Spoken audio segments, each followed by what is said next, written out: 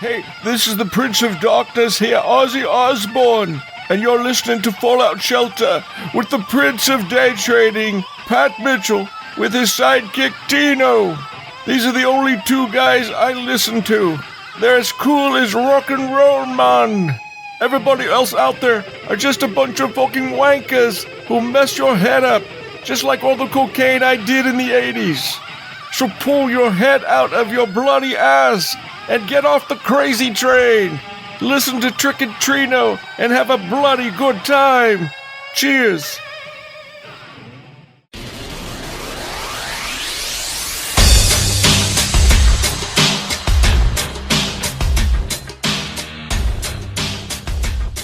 Yeah, everybody. Ozzy Osbourne. Well, kind of. Hey, yeah, Trino.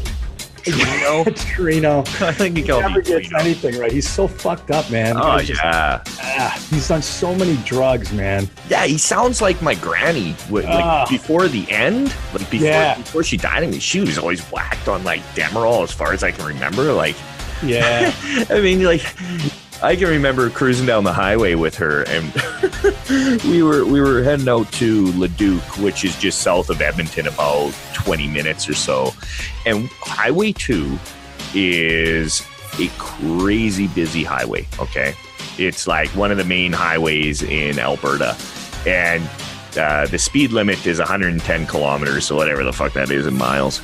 And she was doing like 60. And she just don't give a fuck, man. So yeah, Ozzy Osbourne and my granny are basically like each other's spirit animal. Does she bite bats' heads off? Remember that whole controversy? Yeah. But did he really do it? No, he says he didn't. He says he didn't. I think somebody threw a dead bird on stage and he fucking just bit the head off it. Yeah. Something weird. I don't know. He was so coked up, man. Hilarious. Coked up just like all these other fucking gurus out there, right? Yeah, no shit. So this is what, episode 18, hey? 18, man. Wow. Cruising along. Time flies, eh? I just wish it would slow down. We're already at the end of summer. This summer, so everybody that's anxious for fall to pick up with the trading, which I think is kind of funny because we've been having great plays all summer long. Yeah, it's funny. Hey, all summer I've seen nothing but how slow it is. Like people saying on Twitter, it's like, oh, market's so slow, this and that, and it's like, nah. You guys are on drugs, man. I mean, if this is a slow market, what does it do when it goes crazy? The market's been incredible. We've had nothing but really solid plays every day. It's been a little choppy here and there, but I mean, but not slow. I mean, it is going to be lower volume and this and that, but for the most part, it's been absolutely amazing. It's been play after play after play after play. I think it's kind of funny on, when I go through some of my Twitter feeds and I see a lot of these, I follow some of these penny stock guys just to see what's going on out there, just to kind of touch base. And, pretty much the consensus is they're all saying, waiting for the next play to come along, or hasn't been too much happen. It's been really quiet for these guys lately, That's a shame, man, because we're seeing plays every single day, like you said, like for points. Yeah. Big points. Yeah. Points. And even on the option side, massive percentage gainers, so. Yeah. I mean, the last couple of days, Thursday, Friday, you could have played Amazon and scored huge, man. Yeah. Yeah. Yeah, it's been incredible. And, I think a lot of people just, especially if you're a new trader, you really just got to wrap your head around the fact that, hey, guys, you guys haven't seen it yet and you just don't know. But, small caps low floats can disappear for months and if not years on end, where they flatline. They're completely flatlined. And I know some of you that are listening to this right now are probably, fucking bullshit, man. That's my asshole voice, right? But, it's true though. They can disappear for years, literally years. And, even, better case scenario, which isn't better at all, but they disappear for months. Like, what are you going to fucking do? Not trade for months because all you do is chase fucking low float junk? Like, yeah. You guys got to start expanding your arsenal, right? It's the ability to trade anything, and that's that's really where you want to be. And when it comes to these higher price stocks and mid and large and mega caps, there is always a play. Always. Yeah. Right. We just came out of earnings season. I think a lot of these, these people that follow the penny stocks are just totally clueless. I mean, the last 3 weeks we've had earnings season plays, big plays. Yeah. And then everybody's missing it because they're focused on the penny stocks. Yeah. Yeah, exactly. You're missing out on massive opportunity, and then you're trading a super crowded low float play because that's your top gapper. Who gives a shit, man? Like right. that's like I post the gappers on Twitter for all my followers, but I don't use the gappers. I don't care about the gappers. I care about the rangers, which are the net gappers, I guess, so to speak.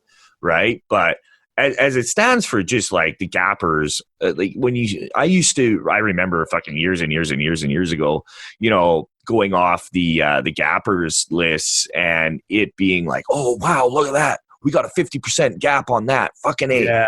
And it's like, who gives a shit? I mean, yeah.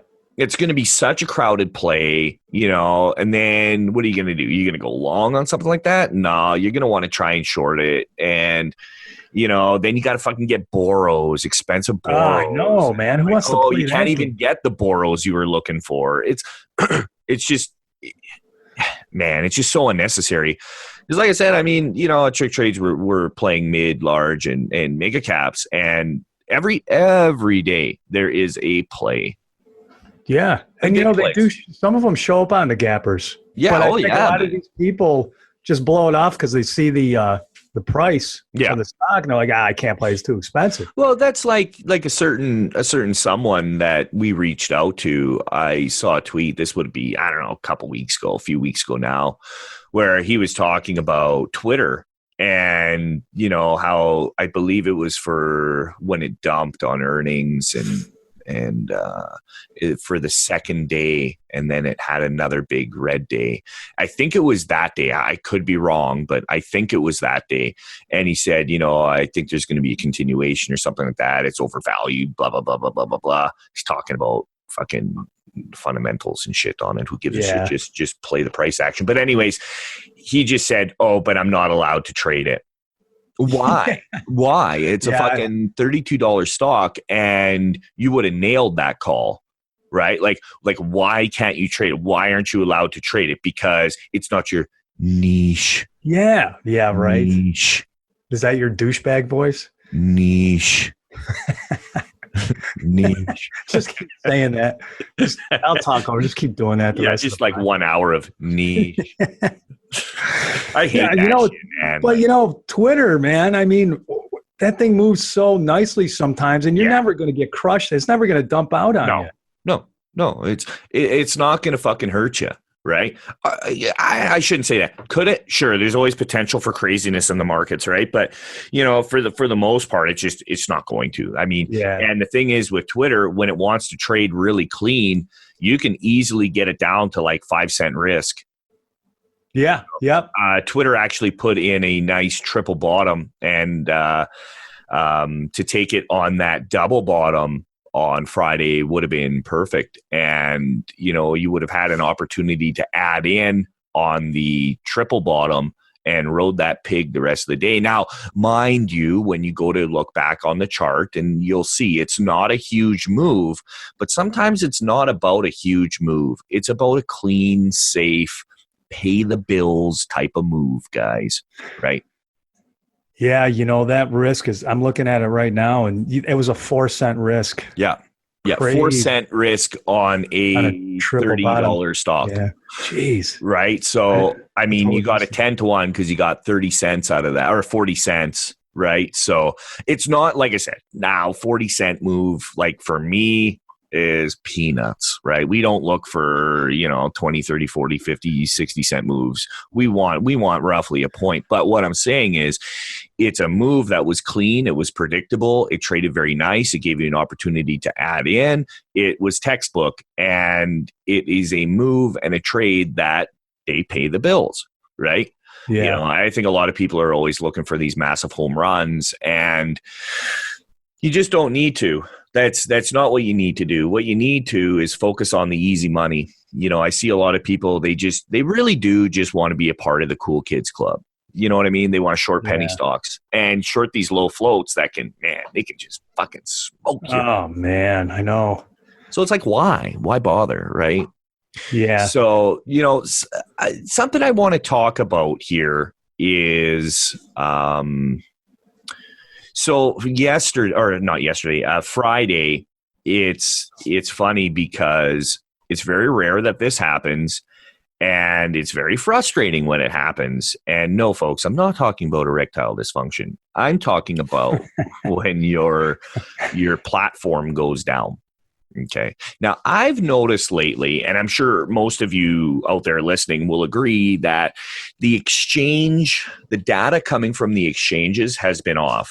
It's not your broker, like Thinkorswim's been acting up, TC2000's charting has been acting up, Trade Zero has acted up.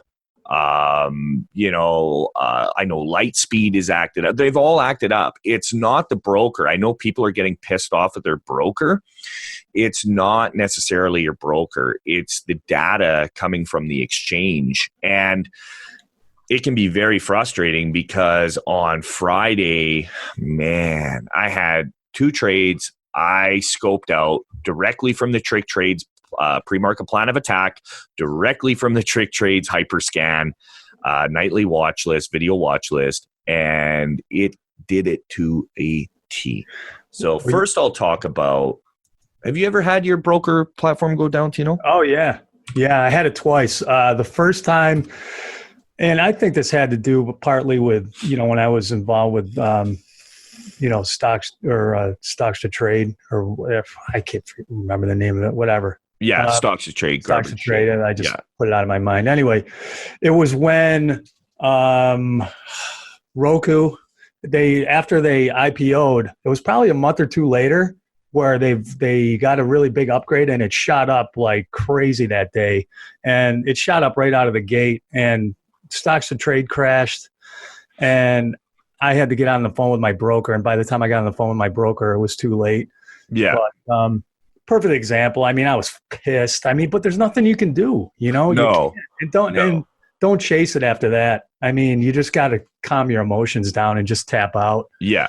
But the one thing, and you're right, you just don't get all freaked out. Just do what you got to do, get that position exited, and that's it.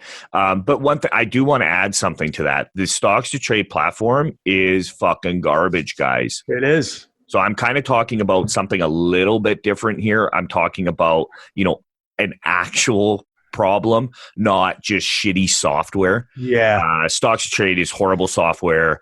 My personal opinion on it is it's absolute dog shit. It's garbage. Yeah. And it pisses me off because when I first tried it, now I'm open to everything. Okay. It doesn't matter who came up with the software. I'll try anything. Whatever is good, I'll use. And my original thought, this is when it first came out, is that it had huge potential because you have everything all in one spot. I love the idea of it. Okay. And like I said, as much as I hate Tim Sykes, I fucking hate that guy. But I will say that it has potential. And before they started fucking around doing all these stupid upgrades, it was fine. Now, I tried it out on a free trial. And I wrote a little blurb, and I said, it's great. The ease of movement is the ease of the actual software was really good. I liked it, right? But then right after that, that's when I started having problems with it. Okay. Fucking garbage, man. The indicators would stick to the background. It would crash. It would never load. It always crashed at the open. It was garbage. And I was so fucking mad. But what really pisses me off, if you go to Stocks to Trade website, who's their poster boy? Me. Are you still on it? Yeah. And I've wrote those cocksuckers about 20 times in an email saying, take that down. Wow. Yeah. They won't take it down. They won't. They're just being fucking pricks. They're pieces of shit. Yeah. I used it for 4 months up until I found you. And, I'm talking from firsthand experience. I'm not saying it to bash them. I'm just saying, it's an expensive piece of software. And the thing crashed on me at least once a week. I'm not joking. It wasn't just me. It was other members in the room. And, of course, the moderators would say, well, I'm sorry. We're having server issues. What could they say? But, when you got money on the line once a week, that's a fucking lot, man. You know what I mean? And it got to the point where it's frustrating. It was lagging. It would lag in the morning. Even if it would start up, it would just lag. Like the data coming in, I don't know what was going in. It was just slow. Yeah, it was just really, really frustrating. So I'm glad I got out of that. Hey, hopefully they fix their issues. I don't know. I haven't heard. I don't think so. I still hear and see people like just curse it. It's horrible. Yeah, it's a great idea. Yeah, no, it is though. It really is a great idea, but it's garbage, and it's another testament to how Tim Sykes just wants money. Not about quality. It's just about the fucking money. Because if that was me and that was my platform, I would stop with all these stupid fucking upgrades that they keep doing, trying to get all these features to get people in. Right. Yeah, and what else was ironic about that is when I first joined it, because I was in Sykes' room at the time, and when I was using his software, when I would go to the recap video or whatever he would put out, he's not even using the software. Yeah. He's using another platform. He's not even using it. Yeah, exactly. So that right there, I was like, why isn't he using the software? You know? And he would always say that it was all because his internet was something. Shit, yeah. And it's like, no, it's always an excuse, man. Always an excuse. Yeah. It's like I've got great internet. And even at the time I had great internet, I was getting about anywhere between 100 and 120 megabytes per second. So that's super fast. And my ping rate was really fast too, for all of you out there that are saying, well, you got to have good ping rate. And I did. And that was their excuse to me, because I hit them up and I said, like, guys, this is garbage. Like this sucks. I gave them a piece of my mind. They said, this is probably the worst software I've ever fucking used, because it always crashed. It would lag. And they said, oh, you got to have a good internet connection. It's like, I fucking do, man. I've got like as good as it gets, basically. Yeah. Like, how much better do you need it to be? Like, fuck off. Yeah. They need to spend some more money on their servers or whatnot, because like I said, and you agreed to, I think it is a great idea. No, it is. And maybe if they could just get their back end up to snuff, it would probably be a lot better. But yeah, it would be good. But man, it's expensive though too. Yeah, it is. Yeah, it's really expensive. I mean, TC2000, which is what I use for charting. Yeah, I use it too. And I've always used TC2000. I will try out other stuff out there, but I always go back to TC2000. It's super cheap. It's like $44 American with the data, and it's top notch, man. It's awesome, man. It's bulletproof. I'm a full believer. I was using, because I had E-Trade and I was using their charting software, and it's good. Yeah, it's all right. But when I went to TC2000, there's no comparison. Oh no, the charts are a work of art, man. Yeah, they're awesome. It's beautiful. They're beautiful. But I'll get back to what I was saying with Tesla here. So my plan, and like I said, my broker, I couldn't initiate any trades. So my plan from the nightly watch list and for my pre-market plan of attack was to scalp the pop. Okay, on Tesla. And then once it showed signs of reversal, which Tesla loves to put in nice, beautiful, clean reversal candles, I would sell that long position and then I would flip short, because Tesla ultimately was a short that day. Okay. Now it did exactly that. And the pop I would have got out of it was about 4 or 5 points. And on the option side, it was about 60%. And then I was going to flip short. and that was a 200% move on Tesla for the option side, and it was about a 25 point move. So frustrating, right, guys? Especially when you're dead nuts bang on right. Could have had a nice big trade. Okay. Yeah. And then it was as soon as I tried to get in Tesla, I couldn't. So I'm also watching Apple.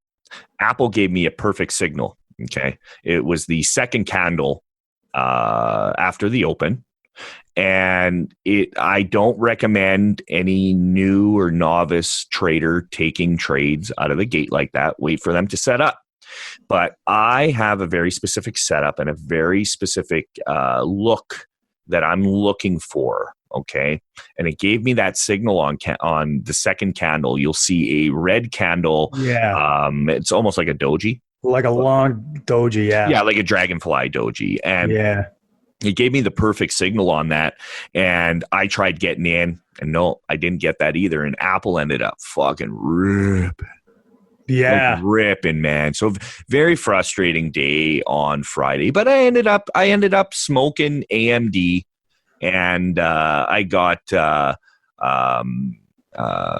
was a little bit better than 100% move on AMD. And I didn't even catch the whole fucking move, and it was still over 100%. So really, it ended up being a really good day. But it just goes to show, I see people freak out all the time when they're having broker issues or data issues, and, they get really pissed off. And I'm not saying that I don't get pissed off too, because I was pissed off. I'm going to be honest. I was really pissed off because Friday could have been, I'm talking a fucking massive monster day, easily would have made as much money as some people do in a whole year. And that's just no bullshit. That's just the fucking truth. Okay. Yeah. And, it's frustrating, right? But what do you do? Right. I mean, it's technology. Right. You got to just face the fact. There's nothing you can do. You just got to sit there and I just don't even get involved. Walk away. Yeah, walk exactly. out of the house. Just fucking get out of there, because you're going to do something stupid. Yeah, exactly. You're going to try and force trades. You're going to chase entries. Don't do it. Yeah. Let me ask you something about Tesla, right? Sure. So you said you were short biased on it, right? I'm looking at the chart from Friday. That was, just for everybody listening, that was on the 17th. So 17th of August, yeah. Yeah, 17th of August. It opens after pre-market at 3:33. Yeah. Kind of grinds down all the way to the opening bell. Now, when you see something, especially Tesla, because it had some, Elon Musk came out and he's like, anybody want to take over my company, take it over. He put that out, I think, on Friday. He doesn't. Yeah, it was. Yeah, that was on Friday. Yeah. So did that have something to do with it? No, I think it has to do with the SEC investigation now into Elon Musk's tweet for supposed manipulation with the whole funding secured thing with going private. Now, whether or not he was, we all know he was just fucking trying to row shorts. Yeah. Which I kind of like that. I am, generally a short bias trader, and I believe that most stocks they come down a lot easier than they go up. But, I don't care. I think it's funny. I love it. So when this thing opens, you said you were looking to just kind of scalp it because you were predicting that it was going to pop, right? Yeah. And it's going to pop because of short cover. Yeah, it's going to pop 100% on short cover. It just will. That's what these do, right? And where were you looking for it to pop to? Like pre-market highs? No, just wherever. Just the first pop? Yeah, just a quick scalp. Yeah, just a quick scalp. And as soon as it showed signs of reversal, just get out. Yeah. So if it popped and it kept going, you would have just tapped out. Yeah. See, if it popped, I would have just ride the wave, right? Yeah. I've got a pretty good eye for tops, and when things are either slowing down or when there's a reversal, right? Like Tesla gave a really clear example of a straight up reversal move, but sometimes they're a little less in your face and obvious. But man, I do it all the time. I mean, I like smoke tops, man. Smoke them.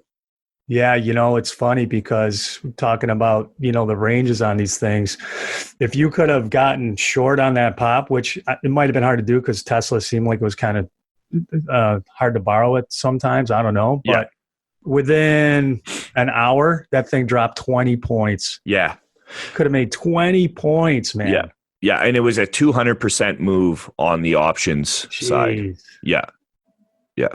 Crazy. Yeah. So that's what I'm saying. Like, it's a little frustrating, right? But I mean, it is what it is. All you can do is just deal with it. I mean, you don't want to fucking piss and moan about it too much, right? I mean, I see people, I mean, they piss and moan over shit all the time, and it's just like, ugh.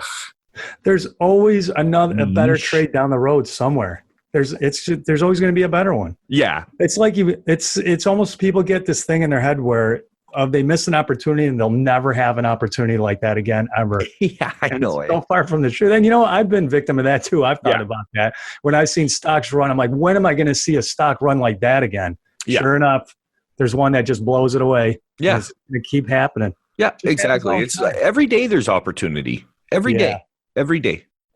Yeah. Every day. I mean, we were talking, I think I'm pretty excited about this Sonos play. It just IPO'd a few weeks ago, and I showed you the chart the other day, and that thing looks primed. It looks ready to go, man, like you said. And that is, SONO. Yeah, for all you people with Sonos, something they make those the Bluetooth speaker, the wireless speakers for your entertainment. It just IPO'd, what was that, August, what do we got here, 2nd? Yeah. Yeah, August 2nd, very strong IPO day. What do we got? It opened up at 16, ripped up to a little bit over 21. No, right to 21, right? See, that's another thing with IPOs. Like, if you know how to trade them, guys, they have no previous support or resistance. Yeah. Okay. So what would it follow then, folks? Well, it would follow whole and half numbers, right? So, it going, so let's say I was trading it on the IPO date on August 2nd. I wasn't, but let's say I was. So once it dipped down, okay, and it held 1550, okay, and it started retracing back up, boom, would have very easily got in on that, wrist off lows, and just rode it. Now, my target on that would have been 20. Just because it's 20, this is a perfect even number. She'll mag to 20. It'll go. Yeah, it'll go. And it ended up going to 21, so maybe I would have missed a point, but fuck it, whatever. Yeah. Right? So, but anyways, this is, what it's going to do now come Monday is, well, it's going to fucking rip. So for all you guys looking for a fucking play, a hot play on Monday, SONO, that's your ticket. Yeah, it held the 9 on the daily. Yeah. And this thing's just kind of curling up, man. It's perfect example out of your Monster IPO DVD. Yeah, it is. I mean, to the textbook example. Yeah. Yeah. And how many, I've missed a lot of opportunities on the IPO, Monster IPOs, just because I haven't been paying enough attention to the IPOs and what's been coming out. Yeah. Yeah. But man, this thing is just a perfect example of that Monster IPO. See, on that Monster IPO DVD that I have out there, that will, I'm telling you, like it's an eye opener. No, it is. And I show you step by step on exactly how to get in on it. Right. So, guys, I just want to throw it out there. I know I just said if you're looking for a play Monday morning, we're recording this episode on Sunday. We usually record on Mondays, but we have some stuff we got to take care of Monday evening, so we won't be able to make the normal time. But we do want to make sure that every Monday evening our podcast is put out. So I guess you're probably going to miss this play, but keep watching it. Yeah. You know what I love about that Monster IPO strategy is, most people, when they think of IPOs, they think it's the first day is where you make the money. You got to get in and ride it. But this strategy that you have is just, it's over time, and it just works perfect, man. You know what I mean? Yeah, like I definitely want to clear that too. Like, we don't generally trade IPOs on the first day just because there's no data points. It's only off whole and half numbers. It's not something that I recommend new and novice traders to do. If you're looking for a really solid strategy, the Monster IPO strategy, it's man, tell you exactly how to do it from start to finish, exactly what to watch for, with high odds of success. Like, it's awesome, and it's not just like, I'm not just trying to like pump myself up. It's a fucking awesome strategy. It's an awesome strategy. You could just follow this strategy and make a living at it. Actually, it's funny because, each and every one of my strategies, you could only just do that and make a living at it. Yeah, for sure. I think this Sonos is going to be good for the rest of the week. Yeah. Oh, nah. Yeah. I think so too. Yeah. It looks really good. Yeah, it looks really good. And now that the 9 EMA has formed finally on the daily chart, now there's some moving average support and resistance, right? Right. But because it's above, it'll be support. Yeah. So, I mean, SONO looks really good. And I mean, that's just one recent IPO, right? I mean, there's a lot of other ones, right? That are just, I mean, they're setting up. They're nice, right? Yeah. That's what I like about that strategy is if you're looking for something else to trade, you can go back and see what the recent IPOs have been.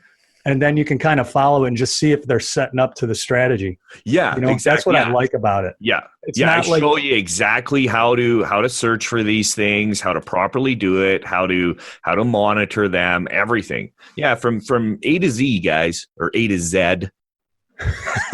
Like to say that's hillbilly talk. That's hillbilly. That's them. Their hillbilly talk. Yeah, not to get off the beaten track, but.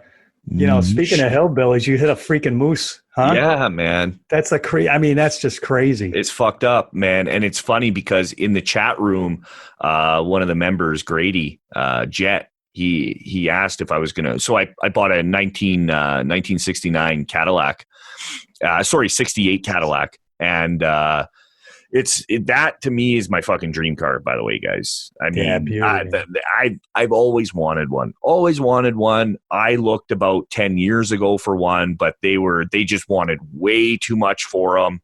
And it was just like, nah, so now, being, really financially secure and, everything's going really well, to go out and buy the car that I want to buy is, not a big deal. So ended up picking up a 68 Cadillac. Fucking love it. Thing's just beautiful. Anyways, it's funny because, like I said, Grady, he asked if I was going to drive back. I said no, because there's a lot of moose and a lot of deer on the highway. And, we're going to be driving back at night. So not a good idea. So we're leaving, and it's really fucking smoky up here, guys. We got a lot of bad forest fires in the next province over. And what's happening is it's driving all the wildlife out of the forest, out of the bush, into clearings such as roads and stuff like that, because they think, even though the fire is, hundreds of miles away, the smoke is so thick, they're trying to get out of the bush, right? So there's a lot of animals on fucking highways right now. And so we're driving back, and this fucking moose, big bull moose, popped out of the bush, and there's not a lot of cutback from the road to the ditch to the bush. So once they pop out of the bush, they're on the fucking highway, right? Sure enough, one pops out. We were just outside of this one town, Westlock, and he popped out, slammed on the fucking brakes, and then I gunned the gas to get around him, right? Just pulling some fucking crazy ass evasive maneuvering, and almost jackknifed the trailer. Managed to just I hit him, man. That should have been a head-on collision. It wasn't. It ended up hitting the left fender, the driver's side fender, and I just I hit him in the ass. And it's crazy because when you see the damage on the truck, and I'll post some pictures here on Twitter today at some point. You'll see it's just like three little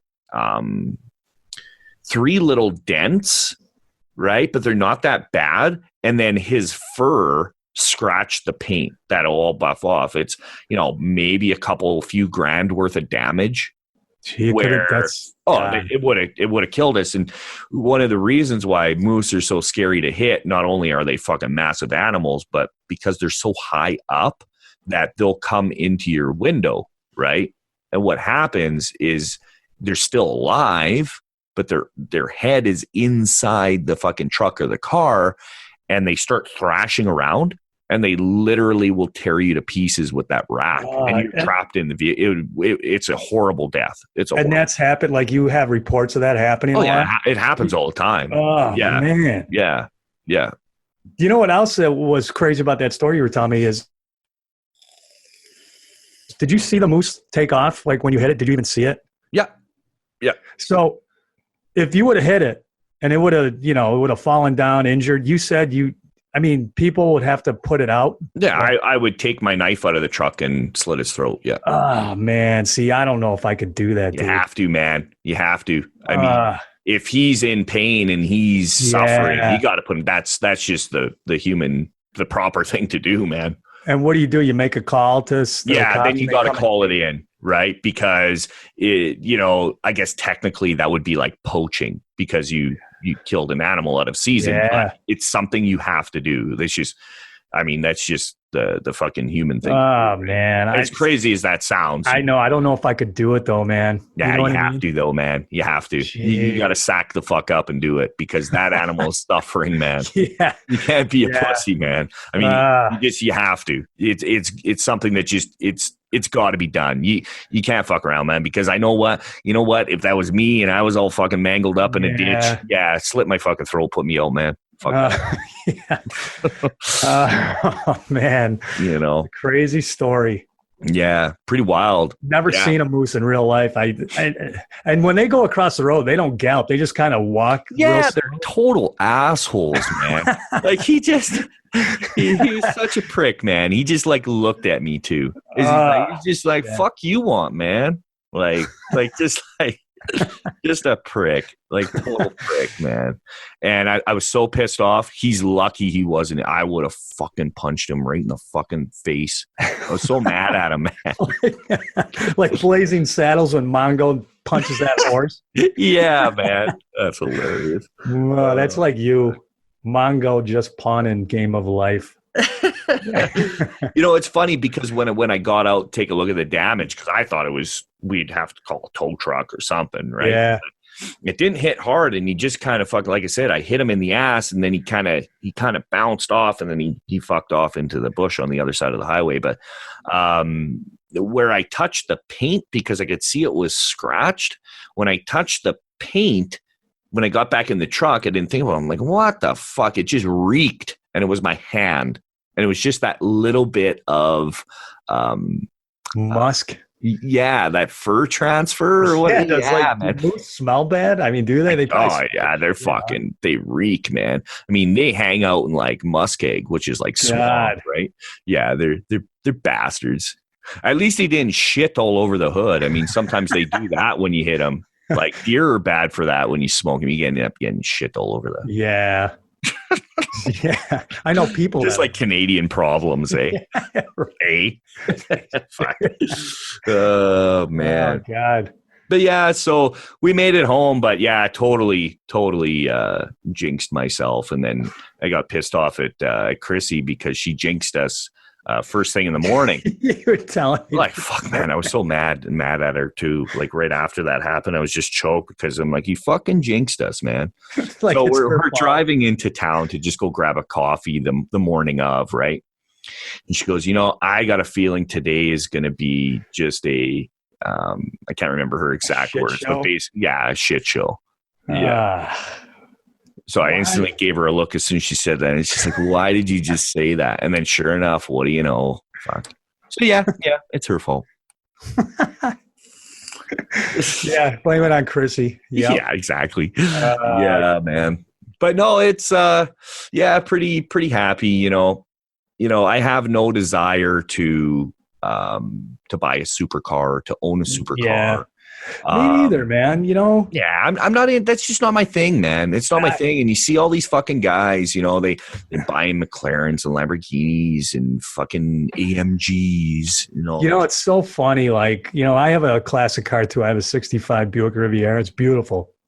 And to get that thing fixed, like when it's cost next to nothing, tires, rims, whatever. You get these supercars. I mean, some of them cost. My buddy has a Maserati. He's got a coupe. Costs $7,500 to do an oil change. Oil change, $7,500. Like that's just like fuck that. I can take mine to Jiffy Lube and get it done for like $40. Exactly. You know what I mean? Like it's ridiculous, isn't it? I think a lot of these people, they just don't realize the maintenance costs, and it's like that's why they never drive them. Yeah, it's crazy because, when firsthand, when you drive these old cars from the 50s and the 60s, that's when cars were built like tanks. Yeah. Everything's steel. Like I remember taking my Rivian apart. Everything weighed a ton. Like the door handles, the ashtrays were in the back seat. And you take the ashtrays out and they're heavy. Like just everything was built solid, and it's just crazy the difference in cars back then, and these supercars weigh next to nothing. The carbon fiber and everything. And to get them fixed is crazy. These supercars, forget it. Yeah. You dent one of those, oh fuck, you're done. Yeah, $50K. Yeah, so like just stupid. Yeah.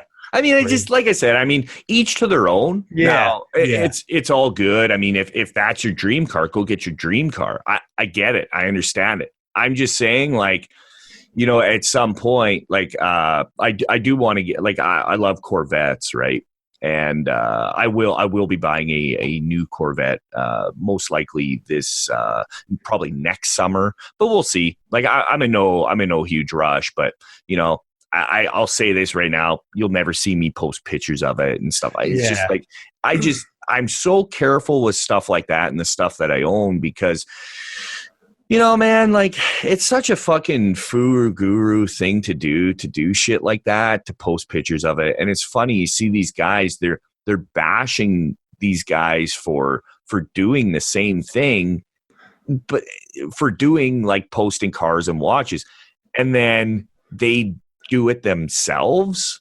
Like what the fuck? Like, and people don't see through that. Like, it's a validation thing. It's a total validation thing. I mean, I don't know. I don't get people. I don't know whether, like, all joking aside, like, I don't know whether their mothers didn't hug them enough or like what, like where they must have been picked on in school. And it's like, now look at me, now I'm the man, right? Yeah. Look at all the shit I own, right? Yeah, right. My fucking soul is empty, right? Like, it's just, I don't know. Some people just don't live like that, folks. Like there's people out there that do have fucking money, but they don't see the point. They're frugal, right? I mean, look at a guy like Warren Buffett. Warren Buffett still lives in his fucking childhood home. Small house, right? 1,200 square feet.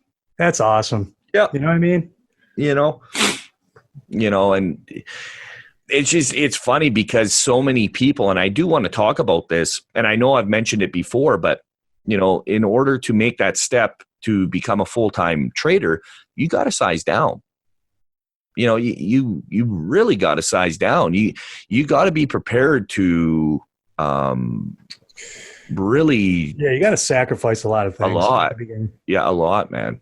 I mean, if you're not willing to eat fucking craft dinner every fucking day for a year straight, then go figure something else out, because day trading is not for you. Because that first 6 months or a year when you go full time, you may be making money, but you can't fucking touch that because you need that big account, right? And you got to pay your bills. And it's just, man, like I don't think people understand what it takes to go full time. It is a sacrifice, man. And the weight of the world's on your shoulders, and it's a big fucking deal, man. It's a big deal.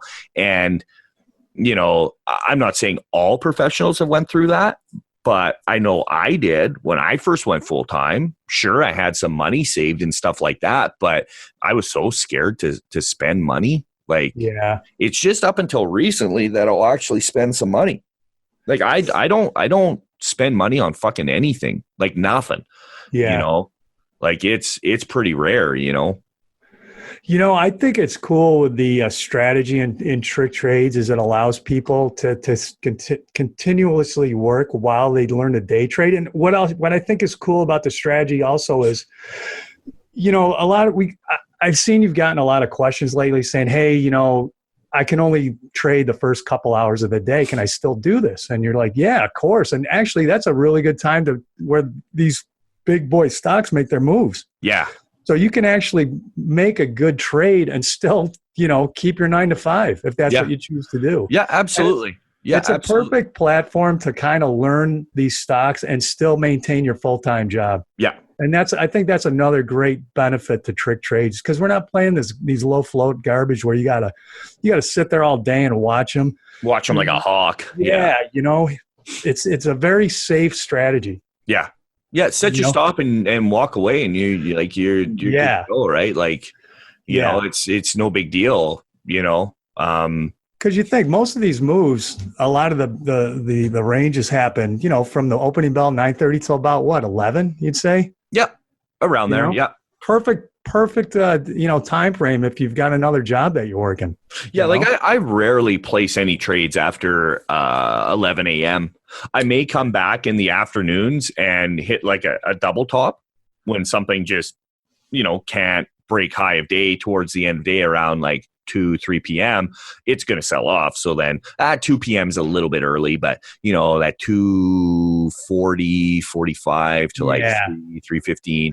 Once it double tops there, fucking short that shit, man. It's coming down.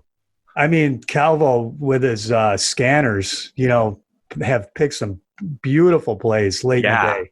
Off the double tops. Those scanners are gold, man, for these late day plays. They really are.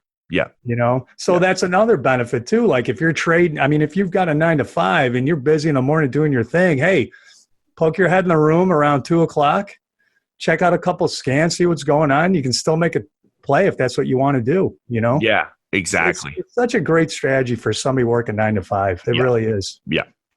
Yeah. Yeah, I mean, there's so much benefit to the community, and you know, these people coming out and saying that they're doing something new because their chat room's going to be open 24/7. It's like, dude, our fucking chat room's always been open 24 hours, and it's on the weekends 24, literally 24 hours a day, because we have members from all over the world, right? So all different time zones. You can literally, if you were on, like, let's say Central or Eastern time, if you had a question at, let's say, 1 a.m., 2 a.m., 3 a.m., for whatever reason, okay, if you had a question, you could type that in chat and someone will answer. Yeah. Give them a few minutes and someone will be there. Our community is extremely active. And I love that. Yeah. You know, you're not going to find a tighter knit community than trick trades. I'm not just saying that, but you know, when you poke your head on the weekends and you look at the chat, it's active. And it's active right now. It's Sunday morning and it's been active since 4 a.m. Yeah, I mean, people are forming bonds of friendship. You know what I mean? It's not just trade all 24 hours. You know, people talk about life. You know what I mean? And it's cool because that's what builds a community. Yeah. And I think it's awesome that there's been a lot of friendships and bonds that have happened. And it's going to continuously happen, you know, with the more members we get and the different personalities we have in the room. It just meshes really beautifully. And it's just great to see it active. Even in the middle of the night, there's people on there. Yeah, well, that's what I'm saying. Like it could be 1 a.m, 2 a.m, midnight. Even in the evenings. Yesterday evening, people were discussing strategies, and it's every fucking awesome day, right? You know, so you know, it's not like this is anything, you know, new that they're coming out with, guys. It's just I think there's just a lot of people that, you know, they're just not aware of us yet, but I've got a feeling they will be soon, because we are growing at a staggering pace. The word is getting out there at a staggering pace. And I think it's just a lot of people, they see that it's just no bullshit.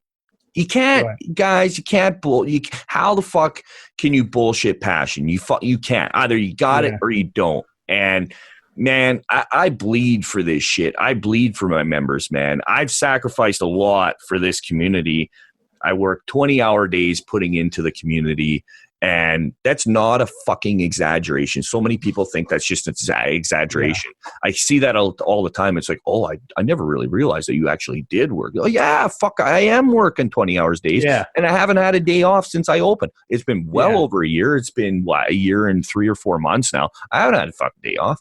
You know, I mean, I don't even really care, to be honest. I'm fine with that, and I don't feel burnt out.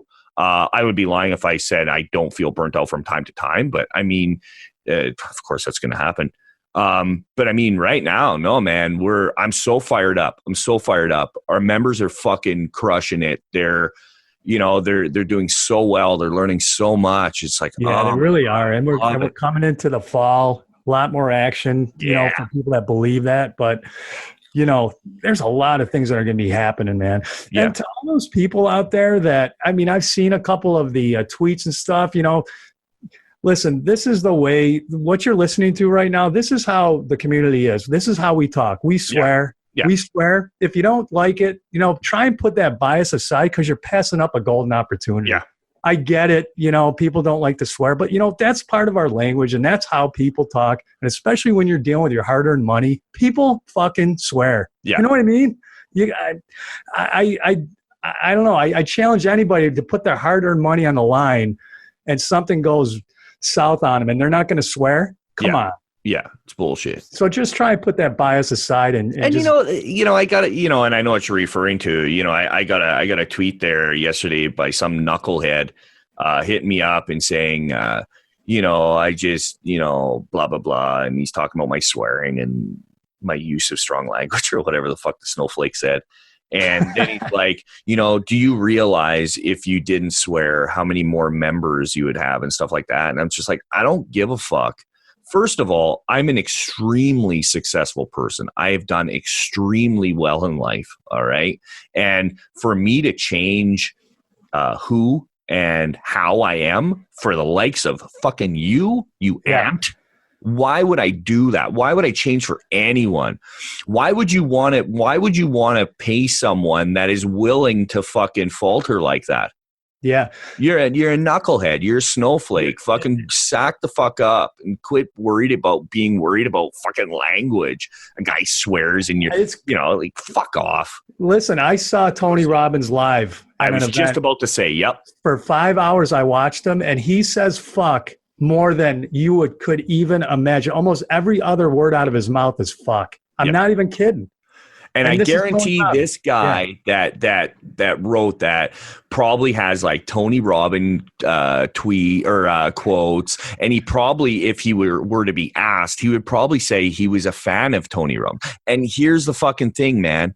The guy just talks. This is how people talk. And I want to point one more thing out. Sorry, man. I know I keep. No, go ahead. I want to point something out.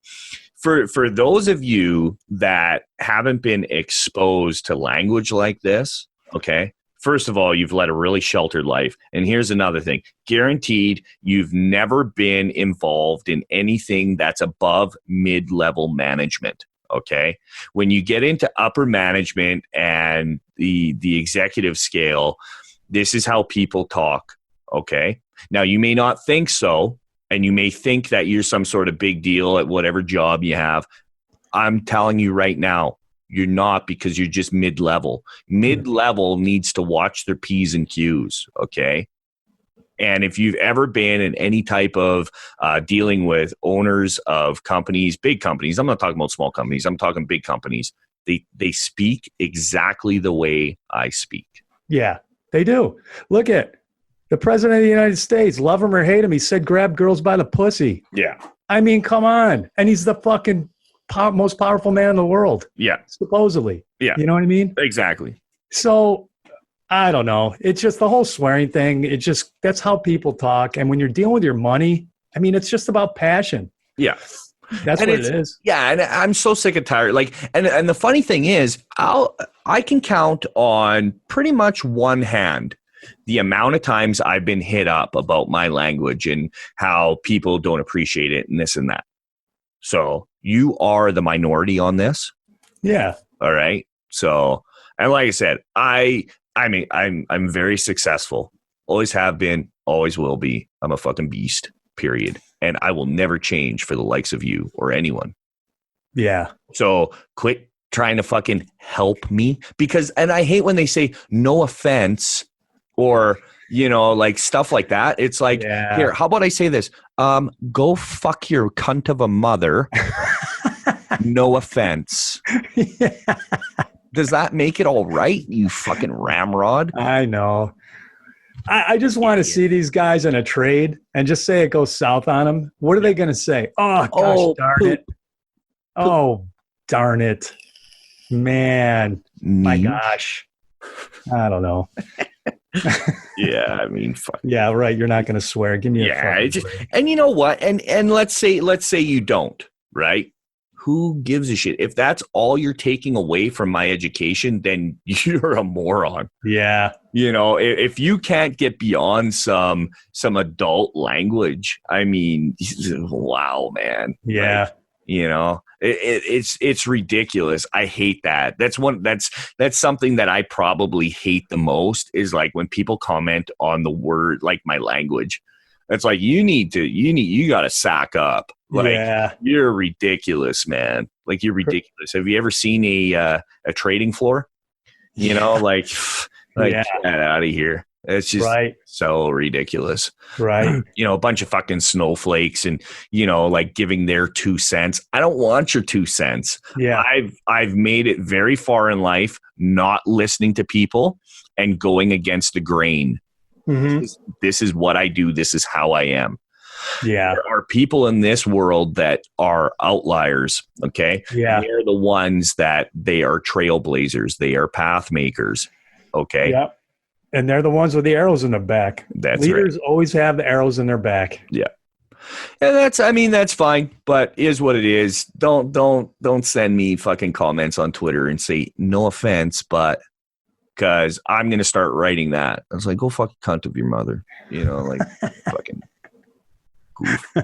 Oh, no offense, though. I better add that in, because that makes it all right. Like, it's such a bullshit thing to say. I hate that. Oh, no offense, but, you know. So if Donald Trump said, I grab women by the pussy, no offense, that would have made it better? Then it's all right. Yeah, no. Okay. No, they didn't mean to be offensive. They don't mean that in a bad way. I don't mean that in a bad way. Yeah. I want to. I love that. I don't mean that in a bad way. Yeah. I want to, you know, especially when we talk about, you know, how guys get all gay when they get all mad. Yeah. You know, I'm gonna shove my cock down your throat. I don't mean that in a bad way. Yeah. You know. Yeah. No offense. No offense. I don't mean that in a bad way. But I want to fuck your mouth. I want to rape your mouth. Yeah. No offense. No offense. You know, not in a bad way. Fucking. I want to rape your mouth, idiots. not in a bad way. These idiots, man. People are so fucking funny. They are, man. People. Yeah, it's great. Hate them. Hate people. Like, hate people, man. Like. I still got that vision of you going up to a moose and punching him like Mongo did in Blazing Saddles. Oh, I so would have, man. I was so mad. I was so pissed. Just wanted to fight that moose. Prick. Oh, that would have been great. Anyway, man, so what are you looking forward to for the rest of the week? Anything that's, you know, any plays that you really got a hard on for? No offense. Yeah, ADBE, that looks good. Like Adobe looks really good. It looks like it wants to bounce off a trend line. NVIDIA on a trend line. Perfect. Looking for a bounce on that. Apple, probably catch a pop to 220 and then fail from there. Start pulling back and retrace. So yeah, I mean, right there, there's 3 solid plays that are going to make you nothing but money. Oh, you know, I believe Twitter's going to rip. I think Twitter's really going to pick a direction here. Monday, tomorrow. Yeah. So, Monday, Tuesday, definitely look at that. Hey, I got a quick question about the trend line on NVIDIA and Adobe, because they're almost the same. Mm-hmm. So when you're looking at that and it breaks trend, Yeah, you're looking for it to go back up and test that trend and either dump out or break that trend and go north, right? Yeah. So wait till it retests that trend. Yeah, you always want these stocks to prove themselves. I'm big on these things. They got to prove themselves. That's why you don't take it right at the crack. You always wait for it to prove itself, because if it proves itself, that's when the big money comes in. A lot of people think about taking and initiating positions as a small-time retail trader. You can't do that because you're not the one that's going to drive that stock. Right. You got to start thinking like the big boys. Right. And if you're risking millions of dollars on a position, you want these fucking things to prove themselves. Yeah. Right. So, let them prove themselves. Quit getting FOMO. Tell yourself this every morning: these stocks will give me an entry. Right. They will. They will. They will. Okay. They will. Yeah. You got to wait for it. Netflix, I've been watching that and I still think, man, what do you think about that thing going down to hit the 200? Yeah, I would say so. Right around 3. It's right at 300, even number. Yeah. And the 200's right there? To 3. Yeah. I think it'll come down to 3. Could have a serious bounce right there. Yeah. It's only 16 points away, and really, that's nothing with Netflix. Yeah. Yeah, that's minor. I mean, that can be easily done in a day. Yeah. Right. So, but I mean, lots of big things coming up. We're really excited. Community's trucking along. Love doing these podcasts, by the way. Make sure to share them, guys, and give them a big old thumbs up, especially on YouTube. Right. Yeah. And we are kind of moving away from SoundCloud. At some point, we'll just stop it because it's not a good platform to have a podcast. It's more for like artists for songs and rappers and that kind of stuff. And the sounds of things, their financials just, I don't know, it just looks sketchy. Yeah. I don't think they're going to be around much longer. I don't. So, we're trying to move away from them. Libsyn.com. That's where you can find us for sure. Yeah, tricktrades.libsyn.com is our entire playlist. Yeah. You can go check out the Trick Trades YouTube. I mean, we're everywhere. Google Play, Spotify. I know everyone has Spotify. Go listen to us on Spotify. Look up Trick Trades or Fallout Shelter or Trick Trades Fallout Shelter. Apple Podcasts. Yeah, Apple. Yeah, we're everywhere, man. Yeah, we're like herpes. It's the gift that keeps giving. Yeah, you can't get rid of us. Yeah, no offense, but you guys are like herpes. Not in a bad way. No, not in a bad way, but you guys are like herpes. Fuck, man. Anyways, folks, on that note, we're gonna wrap up episode 18 of Follow Shelter with Trick and Tino. Good time, man. Good time. Yeah. So, looking forward to talking to everybody soon, and we will catch you guys all later on. Adios, mofos. Peace. Later.